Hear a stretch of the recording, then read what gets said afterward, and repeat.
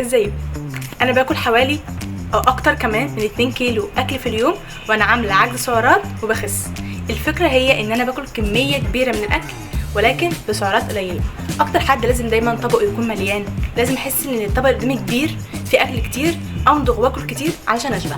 انت لو عايزه تشتغلي على النقطه دي ركزي على الاكلات اللي انا هعرضها دلوقتي. الاكلات دي مش بس هتشجعك وهتشبعك وهتحسسك ان الطبق قدامك كبير ومليان وهتخليكي تمضغي كتير كمان، لا دي كمان سعرات قليله. الطبق اللي قدامك هيبان انه كبير. يعني مثلا دي الفاكهه، ودي البروتين، ودي البقوليات، ودي حاجات اضافيه ممكن تاكليها عادي.